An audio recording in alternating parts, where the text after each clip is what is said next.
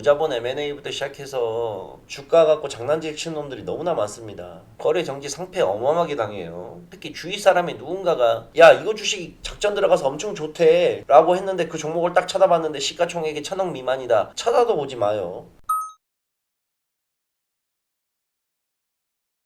안녕하세요. 반갑습니다. AP투자연구소의 이호수입니다. 오늘은 기업이 망해가는 징조부터 이런 공시가 많은 기업은 조심할 필요가 있다 라는 내용 한번 말씀을 드려보려 합니다. 첫 번째로는 변경 이력이 잦은 기업이에요. 기본적으로 뭐든 변경 이력이 잦다는 건 원래 상태에 불안을 뜻하기도 할 수 있을 겁니다. 물론 뭐 필연적이고 긍정적인 경우도 있기야 하겠지만 이런 것들이 잦아진다면 우리는 분명 생각을 해봐야겠죠. 자, 사명 변경. 말 그대로 기업의 이름을 바꾸는 거예요. 근데 이 회사가 만약에 정상적으로 돈을 벌고 있고 계획대로의 움직임을 계속해서 보이고 있다면 웬만해서는 사명 변경을 할 새로운 이미지를 보여줄 필요가 있지는 않을 겁니다. 결국 사명 변경을 한다는 건 이 새로운 모습을 보여주겠다는 건데 그 이유를 잘 간파해봐야겠죠. 보통은 이 새로운 모습을 통해서 작전에 투입이 되거나 자금 조달을 하려는 경우 혹은 본래의 모습을 숨기려고 하는 다양한 경우들을 생각해 볼 수 있을 거예요. 장사가 안 되는 음식점이 계속 간판만 바꾸고 신장개업 홍보를 하는 것과 어찌 보면 비슷한 이치겠죠. 이 최대주주 변경도 저는 비슷한 결이라고 생각을 합니다. 우리는 최대주주가 변경이 되었다면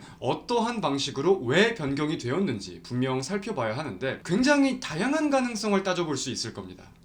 투자, 확장 목적의 M&A에 따른 변경이라면 모를까 이 기업을 가장 잘 알고 가장 애정이 있을 대표라는 사람이 최대 주주 자리를 넘긴다, 이거 생각해 봐야 된다는 거죠. 물론 다양한 사유들이 있기야 있겠지만 결론적으로 통계를 놓고 봤을 때 실제로 최대 주주 변경 이력이 있던 회사들은 그게 아닌 회사에 비해서 상장 폐지가 5배 이상 되었다고 합니다. 절대 우연이라고 생각할 수는 없는 문제라고 생각을 해요. 사업 분야 변경도 저는 약간은 비슷한 결이라고 소개를 드리고 싶은데, 양극재를 생산하던 기업이 음극재까지 발을 넓힌다고 하면 호재라고 인식을 할 수 있겠지만 간혹 이런 경우들이 있어요. 한 번에 사업 분야를 2-3개 이상 막 급속도로 늘리거나 계속해서 새로운 걸 시도하지만 좋지 못한 결과를 받고 무한 반복을 하는 기업들, 이런 기업들은 사실 현재의 실적이나 컨센서스와 무관하게 기업이 평가되는 경우가 많을 거고, 더욱 편한 말씀으로는 사실 작전주에 얽히는 경우가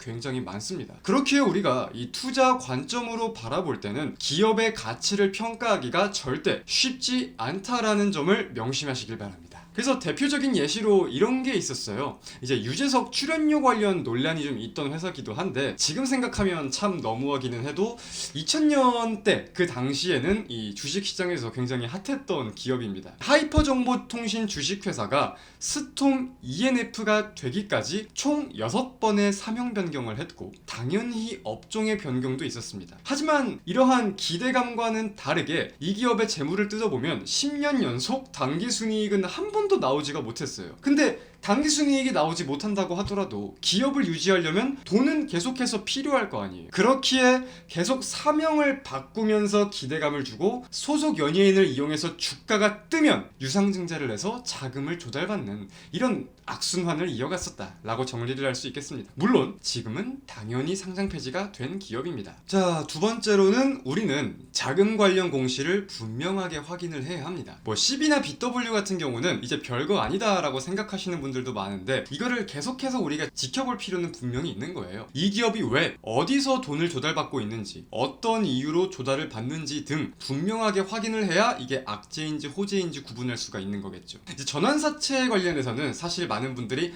당장 큰 악재 아니잖아 하고 넘기시기도 하고, 실제로 당장 주가에 큰 영향을 미치는 경우는 거의 없기는 없습니다. 하지만 이 재무구조가 너무나 안 좋아서 계속 자금을 수혈받고 주주의 또 돈을 뺏어내는 기업이라면, 유상증자를 남발하는 기업이라면 실적과 무관하게 투자 가치가 없다고 생각을 해볼 수 있을 거예요. 웬만해서 실적이 좋을 리도 거진 없을 거고요. 그래서 우리는 투자하기 전에 이 기업이 자금을 조달받고 있는 내용들을 분명하게 분석을 해봐야 됩니다. 자금 조달에 대한 액수, 조달 대상자, 이런 공시의 빈도 등을 살펴보면서 이 기업의 현 상황을 분석을 해봐야 된다는 건데, 결국은 이런 것들이 모여서 재무구조를 만들고 이러한 부채가 계속 발생을 한다는 거는 분명한 이유가 있는 거잖아요. 투자 목적일 수도 있겠지만 운영, 채무상환 자금의 이 악순환의 반복일 수도 있는 거고, 그죠? 그렇기 때문에 이 실적이 좋다거나 기대감이 큰 기업이라고 하더라도 이런 요인으로 하여금 리스크가 부각되는 경우들도 꽤나 많고 좀 안 좋은 행태를 보이는 기업들도 많다 보니까 분명 인지를 해두셨으면 좋겠습니다.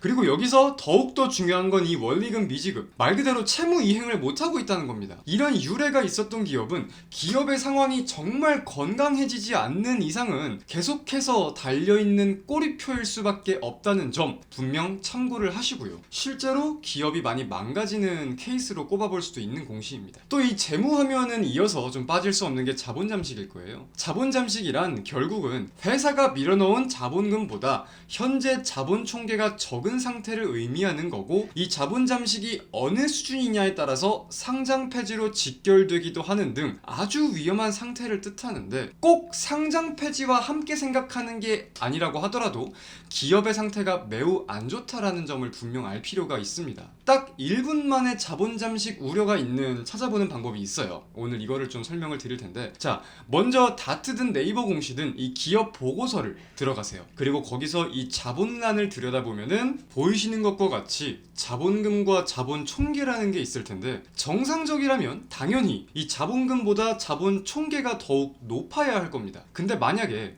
이 자본금과 자본 총계가 비슷하다거나 자본 총계가 더 적다거나 하는 건 각각 우려가 있거나 자본 잠식이거나를 뜻하는 거기 때문에 웬만하면 피하시는 게 좋습니다. 보통 뭐 이익 잉여금이 없는 경우, 실적이 안 좋은 경우 이런 케이스들로 많이 확인이 되기도 해요. 이어서는 꼭 자본 잠식이 되지 않는다고 하더라도 자본금과 자본 총계가 비슷하거나 하는 기업들은 이 재무 구조 개선을 하기 위해서, 자본 잠식을 막기 위해서 무상 감자라거나 유상 증자를 결정하는 경우도 꽤나 있기 때문에 우리가 필히 조심할 필요가 있는 케이스다 라고 정리를 할 수 있겠습니다. 오늘은 이런 식으로 기업이 망해가는 징조라거나 이런 공시가 있으면 피해야 한다 라는 케이스들을 몇 가지 정리를 좀 해보았습니다. 많은 분들께 좀 도움이 되셨으면 하는 목적으로 영상을 제작했으니까 잘 봐주시고요. 언제나 오늘처럼 그리고 어제처럼 우리 개인 투자자분들을 위해 노력할 수 있는 이호수가 되겠습니다. 감사합니다.